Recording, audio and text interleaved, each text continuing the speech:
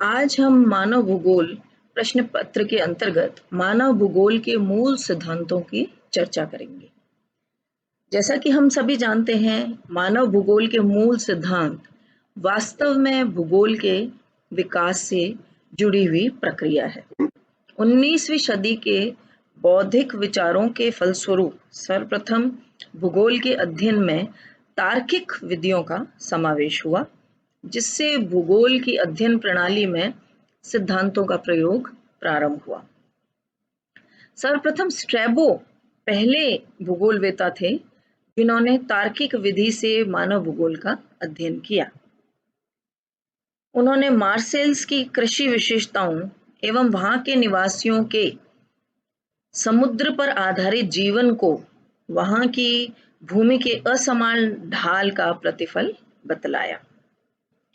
इसी अध्ययन से मानव एवं पर्यावरण के बीच सहसंबंध स्थापित करने की विधि की शुरुआत हुई, जिसे बाद में फेबर और होमर जैसे भूगोलवेत्ताओं ने और अधिक स्पष्ट व्याख्या देते हुए यह बतलाया कि भौगोलिक तत्व जैसे उच्चावच, कृषि, जनसंख्या का वितरण आदि तथ्यों की पृष्ठभूमि में एक भौगोलिक व्यवस्था है जिसे ज्योग्राफिकल ऑर्डर कहते हैं।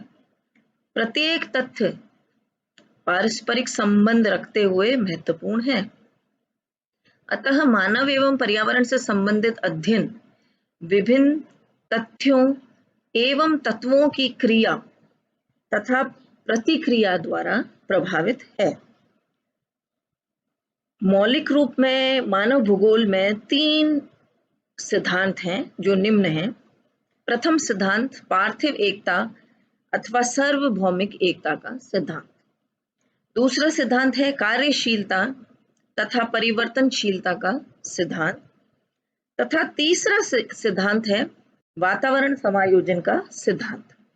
आज इस व्याख्यान में हम पहले सिद्धांत पार्थिव एकता अथवा सार्वभौमिक एकता के सिद्धांत की चर्चा करेंगे, जिसे अंग्रेजी में प्रिंसिपल ऑफ टेरेस्ट्रियल यूनिटी और इंटर रिलेशनशिप कहते हैं। पार्थिव एकता या सार्वभौमिक एकता सिद्धांत के अनुसार भौगोलिक तथ्य अंतर संबंधित होते हैं। भूमि सतह पर उपस्थित घटक स्वतंत्र इकाई के रूप में अवस्थित नहीं है, वरन वे एक श्रृंखलाबद्ध व्यवस्था के अंग हैं। अतः उनके पृथक अध्ययन का कोई औचित्य नहीं है। इस सिद्धांत को सर्वप्रथम 19वीं शताब्दी में रेडजेल और ब्लांश ने प्रस्तुत किया था। ब्लांश ने स्पष्ट किया कि भौगोलिक विकास के अंदर मुख्य भावना पार्थिव एकता है।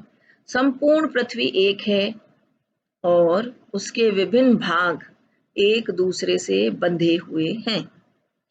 रेडजेल ने अपनी पुस्तक एंथ्रोपोजियोग्राफी में इस सिद्धांत को स्पष्ट करते हुए लिखा कि मानव भूगोल के दृश्य पार्थिव एकता से संबंधित है और केवल उन्हीं के द्वारा उनकी व्याख्या की जा सकती है।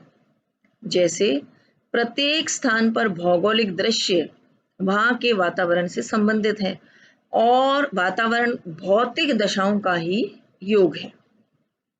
इस अध्ययन में पृथ्वी के विभिन्न पदार्थों अथवा तथ्यों के पारस्परिक संबंध पर बल दिया गया है।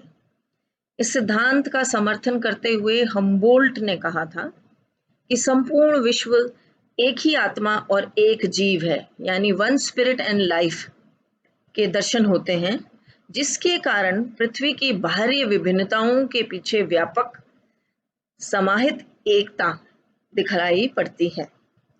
कुमारी सैंपुल ने अपने विचार प्रस्तुत करते हुए कहा कि पृथ्वी की एकता और उसके तथ्यों के पारस्परिक संबंधों का सिद्धांत रेडजेल के उस दृष्टिकोण का फल है जो पर्वत शिखर पर खड़े होकर देखने वाले को प्राप्त होता है। ब्लाश ने इस सिद्धांत को और अधिक उत्तम तरीके से प्रस्तुत करते हुए ये कहा कि भूगोल एक ऐसा विज्ञान है जो स्वर्ग में भी पृथ्वी का प्रतिबिंब दिखलाता है। ब्लाश महोदय ने पार्थिव एकता को समझाते हुए यह बतलाया कि मानव भूगोल के तथ्य पार्थिव एकता से संबंधित हैं, जिसका विवेचन या व्याख्या केवल उन्हीं की सहायता से की जा सकती है। प्रत्येक स्थान पे वे उस वातावरण से संबंधित है जो स्वयं कई भौतिक दशाओं के संयोग का फल है। मानव का प्रत्येक कार्यकलाप पार्थिव एकता पर आधारित है। वातावरण सबको एक सूत्र में बांधकर रखता है।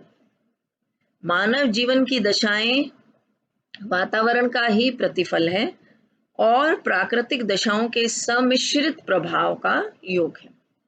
इस प्रकार हम समस्त पृथ्वी की एकता के विचार को व्यापक देखते हैं, जिसे टेरेस्ट्रियल होल कहा जाता है। पृथ्वी की विभिन्न शक्तियां जैसे ताप, वायु, वृष्टि, वनस्पति, मिट्टी आदि एक दूसरे से बंधी हुई हैं। इनसे असंख्य प्रकार की अंतः क्रियाएं चलती हैं। संपूर्ण पृथ्वी एक इकाई है जिसके भिन्न भिन्न भाग परस्पर संगठित है। आज यह तथ्य अनुभव की वस्तु बन गया है।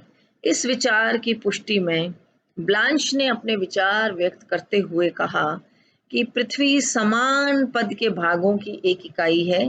भूगोलवेत्ता को एक विधि तांत्रिक सिद्धांत प्रदत्त करता है जो अधिक प्रयुक्त किया जाए उतना ही लाभप्रद पाया जाता है। इस सिद्धांत को समझने के लिए हम कुछ उदाहरणों का प्रयोग करेंगे, जैसे वनस्पति एवं पशु विज्ञान इस सिद्धांत को अधिक प्रामाणिकता प्रदान करता है। वनस्पति एवं प्राकृतिक पर्यावरण का घनिष्ठ संबंध है। उच्चावच एवं जलवायु की दशाओं का अत्यधिक प्रभाव वनस्पति के रूप, प्रकार तथा बनावटों पर पड़ता है। जैसे भूमध्य रेखीय प्रदेश में उच्च तापमान तथा वर्ष पर्यंत वर्षा के कारण सदाबहार वन मिलते हैं, परंतु सूर्य ताप प्राप्त करने की प्रतिस्पर्धा में वहां के वृक्षों की ऊंचाई अधिक हो जाती है। उन्हीं के बीच में लताएं और बेलें भी हैं। ऐसी ही अनुकूलन की दशा अन्य प्रदेशों की वनस्पति में भी होती है। जैसे मरुस्थलीय वनस्पति शुष्क एवं गर्म जलवायु के से अनुकूलन करती है तथा उनका स्वरूप सभी गर्म मरुस्थलों में एक सा है।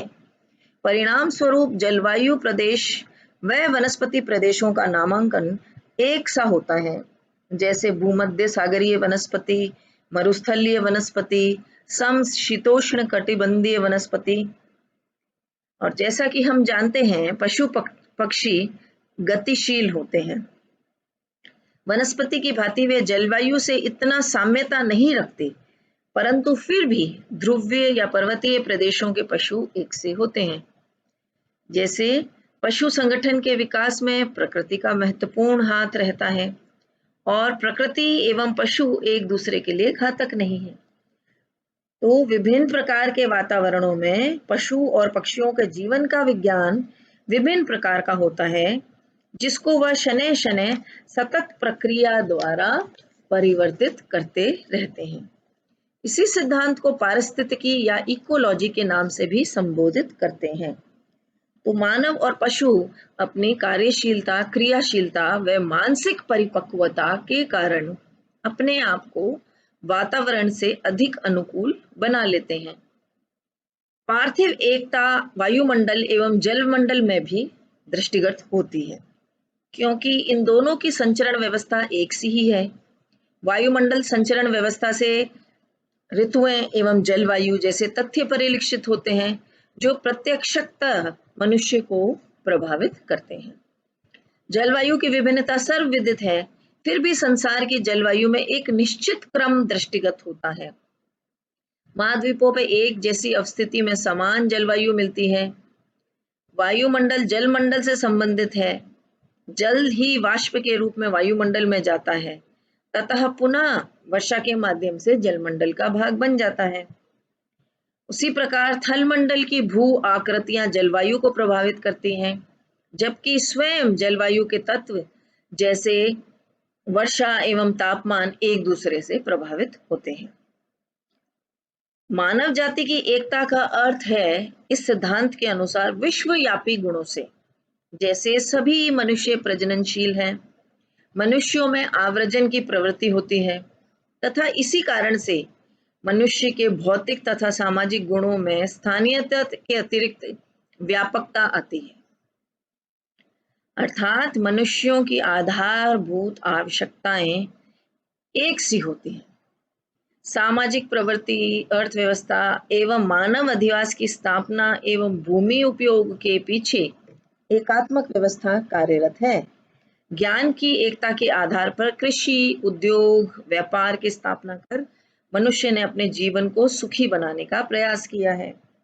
इसी के साथ परिवहन, संचार के प्रसार तथा उपग्रह संचार व्यवस्था से संपूर्ण मानव जाति एकता के सूत्र में गूंथी जा सकती है।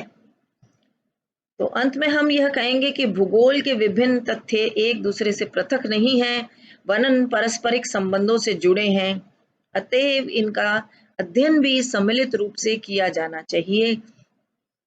इस बात को समझाने के लिए ब्रुंच महोदय का कथन बहुत उपयुक्त है कि भौगोलिक घटनाएं एक दूसरे के लिए अति संबद्ध है और इनका अध्ययन विभिन्न समूहों में पार्थिव एकता के सिद्धांत के अंतर्गत होना चाहिए। क्योंकि भौगोलिक तथ्यों में प्रत्येक का संपूर्ण अध्ययन अंतर संबंधों को दृष्टिगत रखते हुए किया जाता है, क्योंकि इसी तथ्य के व्यक्तिगत अध्ययन से मानव भूगोल का सही मूल्यांकन संभव किसी एक तथ्य के व्यक्तिगत अध्ययन से मानव भूगोल का सही मूल्यांकन संभव नहीं है। इसी विचार पर आधारित ब्रूम्स का अंतर संबंधीय सिद्धांत यानी प्रिंसिपल ऑफ इंटर करेक्शन है, जो प्राय सभी विज्ञानों के अध्ययन में प्रयोग किया जाता है। यह सिद्धांत भी पार्थिव एकता के सिद्धांत का ही अनुमोदन करता है। तो इस प्रकार मानव, पशु, वनस्पति, प्राकृतिक वातावरण सभी सजीव एवं निर्जीव तत्व पूर्ण रूपेण अन्योन्याश्रित हैं।